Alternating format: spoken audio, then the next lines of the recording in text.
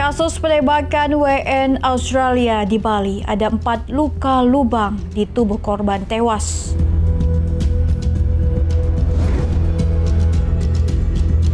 KKB serang Bandara Ilaga Kabupaten Puncak.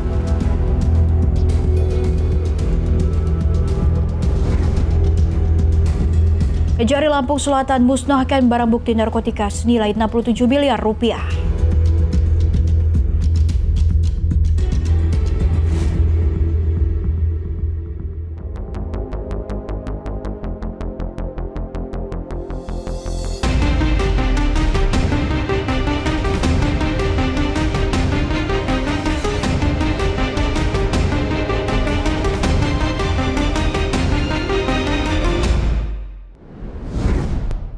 Halo, selamat malam pemirsa setia Kriminal Sepekan. Senang sekali kami kembali hadir menyapa Anda.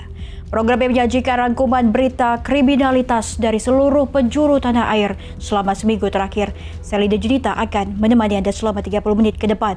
Kita awali dengan berita-berita kriminal dari wilayah perkotaan.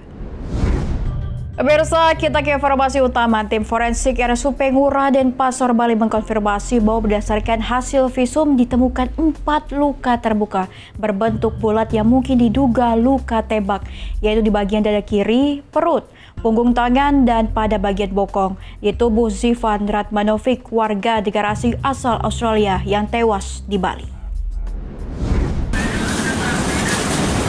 Setelah menerima jenazah warga negara asing asal Australia, Zivan Ratmanovic, tim forensik RSUP Ngurah Denpasar Bali kemudian melakukan pemeriksaan luar. Pada pemeriksaan tersebut ditemukan jenis luka seperti luka terbuka, luka lecet, dan luka memar. Ada beberapa luka terbuka yang membentuk bulat yang mungkin diduga luka tembak dan luka terbuka lainnya dalam bentuk tidak beraturan. Ahli forensik RSUP Ngurah Denpasar Bali yang juga dokter penanggung jawab pelayanan forensik RSUP Ngurah Denpasar, Dr. Dudut Rustiadi menjelaskan dari hasil pemeriksaan bagian luar atau visum tim forensik, luka terbuka yang terbentuk bulat ditemukan ada 4 luka di tubuh Zivan Ratmanovic, yaitu pada bagian dada kiri, perut, punggung, tangan, dan bagian bokong. Meski begitu, dokter forensik masih akan melakukan otopsi untuk memastikan luka tersebut merupakan luka tembak.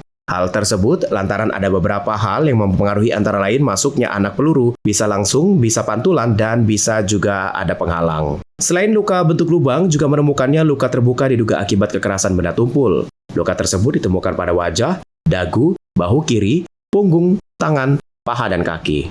Selain luka terbuka dan luka bentuk bulat yang robek, juga ditemukan ada beberapa luka lecet dan memar tersebar di wajah, di badan, di tangan sebelah kanan. Namun tidak bisa dipastikan luka lecet dan luka memar ini disebabkan adanya aksi penganiayaan atau aksi perlawanan dari kasus penembakan. Sebab dokter forensik hanya bisa menentukan jenis luka dan penyebab kematian. Luka terbuka yang berbentuk bulat itu mungkin diduga luka tembak, dan beberapa luka terbuka dengan bentuk yang tidak beraturan. Tim forensik RSUP Ngurah Denpasar Bali saat ini masih menunggu persetujuan dari keluarga Zivan untuk melakukan otopsi secara resmi. Sebelumnya, 2 warga negara asing asal Australia, Zivan Ratmanovic dan Sanara Ganim, menjadi korban penembakan brutal yang dilakukan orang tak dikenal di salah satu villa di kawasan Banjar, Sedahan, Munggu, Mengwi, Badung, Bali. Akibat insiden berdarah tersebut, Zivan Ratmanovic tewas di lokasi kejadian, sementara Sanara Ganim mengalami luka serius. Pelaku penembakan diduga dilakukan 2 pria yang diduga juga berkeluarga negaraan Australia. Dari Bali, Tim Liputan Berita Nasional TV. Ayo, siapa yang suka bermesraan nih di taman? Pemirsa, meskipun spanduk himbauan larangan agar tidak melakukan mesum sudah terpasang, namun petugas Satpol PP Jakarta Selatan masih mendapati muda-mudi yang asik bermesraan di Taman Langsat. Petugas pun langsung memberikan teguran terhadap muda-mudi yang sedang memadu kasih. Patroli petugas Satpol PP Jakarta Selatan di sekitaran Taman Langsat Kebayoran Baru terus diintensifkan meskipun spanduk larangan berbuat mesum telah terpasang. Hasilnya, di lokasi ini petugas masih mendapati muda-mudi yang tengah asik bermesraan di tempat gelap. Petugas pun langsung mendatangi pasangan tersebut dan langsung menegurnya. Selain berpatroli, petugas keamanan setempat juga telah memasang kamera pengawas atau CCTV untuk memantau para pengunjung. Aturan sesuai perintah pimpinan dari saya gitu, dan saya tegur supaya jangan berbuat susila gitu, jangan mesum atau yang dilihatnya kurang bagus lah gitu. Seperti diketahui, kebijakan pemerintah Provinsi Jakarta yang membuka sejumlah taman di ibu kota selama 24 jam dimanfaatkan para pasangan muda-mudi untuk berpacaran. Bahkan lokasi taman juga dijadikan tempat mesum. Seperti yang terjadi beberapa waktu lalu, di mana sepasang kekasih terlihat sedang bermesraan di tempat umum, aksi tersebut langsung viral di media sosial. Tim Liputan, Berita Nasional TV.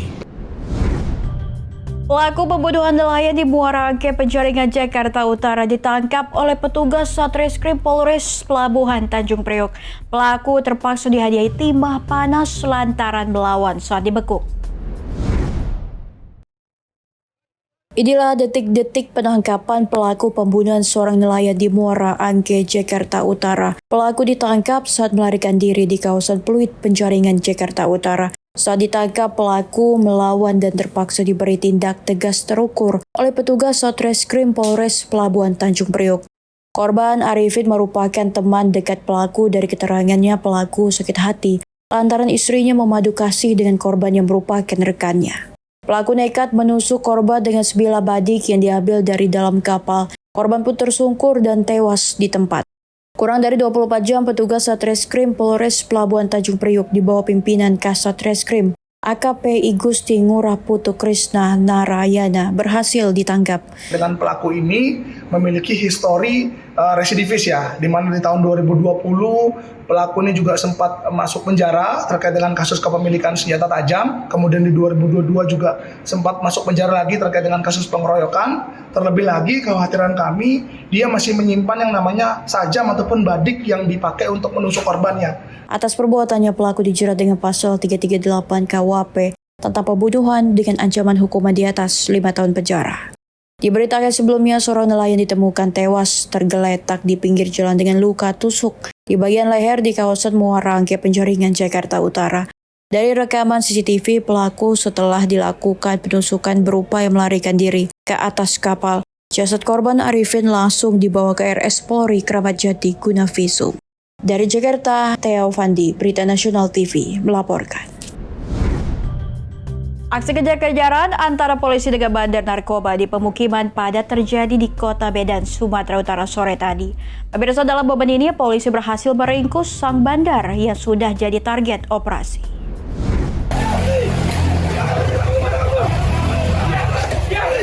Aksi kejar-kejaran antara polisi dengan bandar narkoba terjadi di Jalan Brigjen Katamso, Gang Nasional Kota Medan.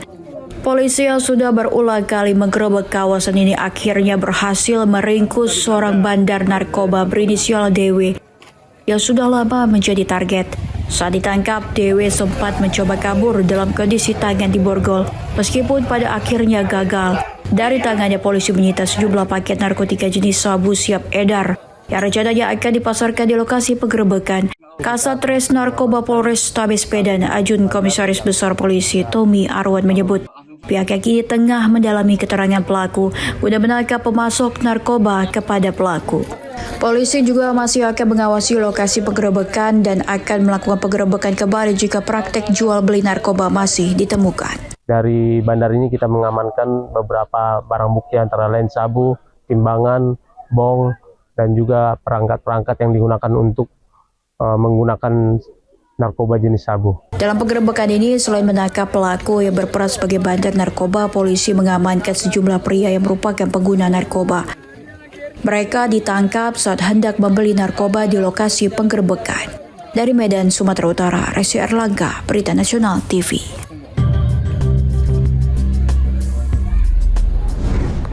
Pemirsa, jangan kemana-mana, selanjutnya akan ada berita KKB serang Bandara Ilaga di Kabupaten Puncak. Informasi lainnya akan kami hadirkan usai jeda berikut ini.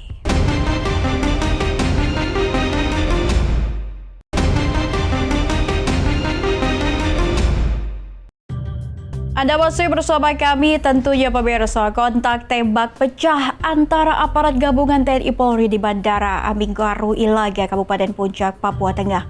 Tentunya kejadian ini dipicu oleh kelompok kriminal bersenjata yang sebelumnya menyerang Bandara Ilaga.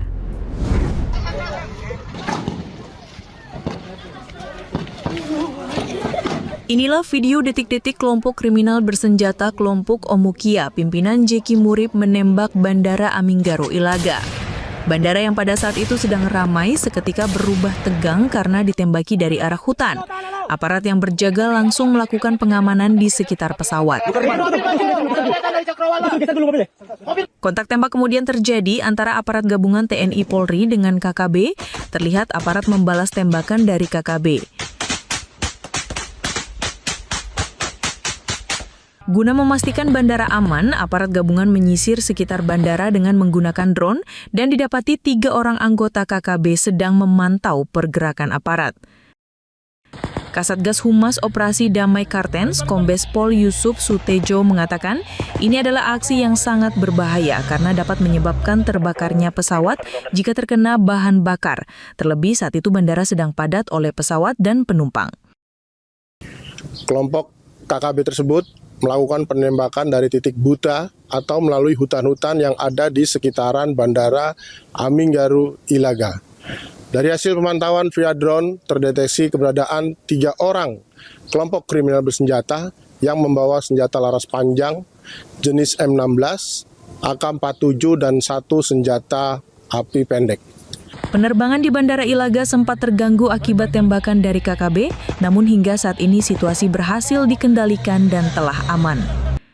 Dari Jayapura, Papua, Rifandone, Berita Nasional TV. Informasi selanjutnya datang dari Polsek Medan Area. Sabtu siang mengungkap motif di balik peristiwa pembunuhan yang dilakukan seorang pria paruh baya terhadap istrinya. Pembunuhan dilatar belakangi rasa cemburu pelaku inisial A terhadap korban inisial YSM. Kapolsek Medan Area Ajun Komisaris Polisi Dwi Himawan Chandra menyebut hasil pemeriksaan awal terhadap sejumlah saksi memunculkan dugaan jika motif penganiayaan hingga menyebabkan korban meninggal dunia. Dilatar belakangi rasa cemburu pelaku terhadap korban yang merupakan istrinya.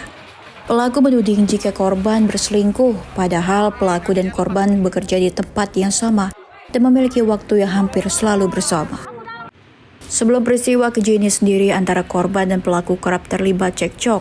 Hal ini disebabkan karena pelaku pernah mencuri uang korban sebesar 20 juta rupiah yang habis digunakan untuk bermain judi online. Hingga saat ini kondisi pelaku belum sadarkan diri dan berada dalam kondisi kritis usai sesaat setelah kejadian pelaku menjadi sasaran amukan warga. Warga kesal dengan ulah pelaku yang tega membunuh istrinya sendiri hingga menyebabkan korban menderita lebih dari 20 luka tusuk. Hasil pemeriksaan saksi dari adiknya juga, motif sementara adalah karena cemburu. Jadi antara korban dan pelaku ini suami istri. Dan mereka ini adalah bekerja di salah satu yayasan. Sebelumnya peristiwa pembunuhan dilakukan suami terhadap istrinya terjadi di Jalan Wahidin Lama Rabu malam lalu. Peristiwa ini menghebohkan warga sekitar dan pelaku kemudian diamuk warga. Pelaku sendiri kini diamankan Polsek Medan Area di Rumah Sakit Bayangkara karena kondisinya yang masih kritis. Dari Medan, Sumatera Utara, Resi Erlangga, Berita Nasional TV. Wah, penipuan online sebesar 36 miliar rupiah. Pemirsa, di Tres Cyber Polda Metro Jaya gagalkan aksi penipuan online yang dilakukan seorang pria warga negara asing asal Nigeria yang menyusup ke sebuah email perusahaan di Indonesia. Tersangka berhasil menerima uang melalui transfer bank sebesar 2,2 juta US dollar atau setara 36 miliar rupiah. Di Tres Cyber Polda Metro Jaya menangkap seorang pria warga negara asing asal Nigeria berinisial OIO dalam kasus penipuan online dan memanipulasi dukungan elektronik milik orang lain dengan total kerugian korban mencapai 1,6 miliar rupiah dari total 36 miliar rupiah yang telah disetorkan. Modus operandi yang dijalankan ini melakukan bisnis email compromise jenis penipuan siber berkedok penyamaran sebagai tokoh terpercaya di dalam suatu organisasi untuk menipu rekan bisnisnya. Adapun jenis penipuan tersebut diantaranya seperti mentransfer uang ataupun juga memberikan data sensitif yang didapat dari hasil meretas akun email untuk seseorang yang merupakan rekanan dari perusahaan yang dijadikan target oleh si pelaku. Atas dasar itu, motif pelaku melakukan kejahatannya untuk mendapatkan keuntungan demi memenuhi kebutuhan ekonominya. Polisi telah mengamankan barang bukti berupa beragam macam dokumen, rekening bank, 2 unit handphone, 1 unit laptop, dan 1 unit printer. Dalam melakukan aksinya, ini pelaku dibantu oleh seorang warga negara Indonesia dan masih dalam pengejaran pihak kepolisian. Dalam pengungkapan kasus ini, penyidik berhasil menggagalkan kerugian yang sangat besar yang awalnya akan diderita oleh korban karena korban sudah berhasil mentransfer kepada pelaku sebagaimana arahan dari pelaku, yaitu pembayaran bunga pinjaman sebesar 2,2 juta sekian US dollar. Dari aksinya melakukan kejahatan siber ini, pelaku diancam dengan jeratan hukuman maksimal 12 tahun penjara dan denda maksimal 12 miliar rupiah. Theo Fandi, Berita Nasional TV. Kepergok ketika hendak maling motor di sebuah warung kopi, seorang pria di Kecamatan Dayakolot, Kabupaten Bandung, Jawa Barat babak belur dihakimi massa. Beruntung pelaku berhasil selamat setelah petugas mengamankan pelaku ke Mako Polsek dari amukan warga. Seorang pria bernama Andri Diana babak belur usai dihakimi massa sesaat setelah dirinya kepergok hendak mencuri sebuah sepeda motor di sebuah warung kopi yang ada di kawasan Sukabirus, Kecamatan Dayakolot, Kabupaten Bandung, Jawa Barat beberapa hari lalu. Berdasarkan hasil pemeriksaan petugas, pelaku melancarkan aksinya bersama rekannya. Namun, ketika pelaku tengah berusaha membobol kunci motor buruannya, pelaku kepergok oleh pemilik warung dan diteriaki maling sampai akhirnya pelaku dihakimi massa. Selain mengamankan pelaku, petugas juga mengamankan barang bukti berupa 1 unit motor dan kunci astak. Saat ini petugas sudah mengantongi identitas dan tengah memburu pelaku lainnya yang saat itu bertugas sebagai joki. Guna mempertanggungjawabkan perbuatannya, pelaku dijerat dengan pasal 363 KUHP. Saat ini pelaku yang kabur masih dalam pencarian kami dari Polsek Dayakolot. Baik, sempat dihakimi massa atau seperti apa, Pak? Ya, sebelum kami datang karena massa cukup banyak, pelaku sempat dihakimi oleh massa, akan tetapi tidak lama kemudian kami dari Polsek Dayakolot berhasil mengamankan dari amukan massa. Dengan terancam penjara selama 7 tahun. Dari Kabupaten Bandung, kontributor Berita Nasional TV. Lagi-lagi tentang seorang warga negara asing asal Australia berinisial NPJ diamankan jajaran Polres Badung, Bali setelah kedapatan membawa 2 paket berisi kokain dan MDMA. Pengungkapan kasus bermula saat jajaran Satlantas Polres Badung, Bali menggelar patroli rutin atau hunting system di Simpang Ting Tutul, Desa Pereredan, Mengwi, Badung, Bali. Inilah video amatir yang memperlihatkan saat jajaran Polres Badung, Bali mengamankan warga negara asing asal Australia berinisial NPJ. Tertangkapnya WNA Australia berawal dari patroli rutin atau hunting sistem jajaran Satlantas Polres Badung di Simpang Ting Tutul, Desa Pererenan, Mengwi, Badung, Bali. NPJ yang saat itu berkendara bersama teman perempuannya terlihat panik saat sepeda motornya dihentikan. Diduga takut ketahuan membawa barang haram narkoba, WNA Australia itu pun berupaya membuang 2 paket plastik klip dari saku celana sebelah kiri saat tim hunting Polres Badung mencoba melakukan pemeriksaan badan. Setelah dicek, ternyata paket plastik klip tersebut berisi 1 paket serbuk kokain seberat neto 0,85 gram dan 1 paket MDMA seberat neto 0,53 gram. Nah, saat kita pemeriksaan terhadap WNA tersebut, terdapat kecurigaan terhadap orang tersebut.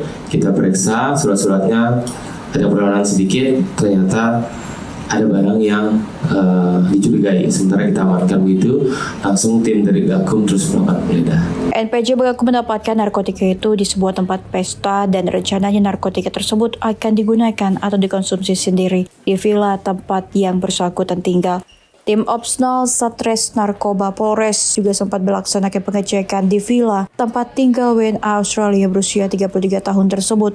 Dari hasil penggeledahan di tempat tersebut tidak ditemukan benda-benda yang diduga berhubungan dengan narkotika.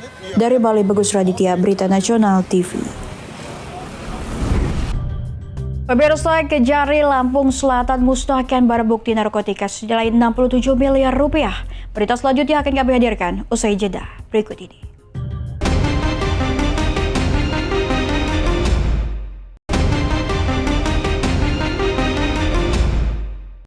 Pemirsa, Anda masih bersama kami. Tentunya Kejaksaan Negeri Lampung Selatan memusnahkan barang bukti narkotika senilai 67 miliar rupiah lebih.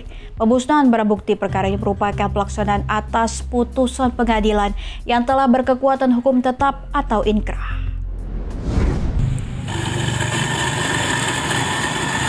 Barang bukti narkotika berbagai jenis senilai 67 miliar rupiah lebih dimusnahkan oleh Kejaksaan Negeri Lampung Selatan.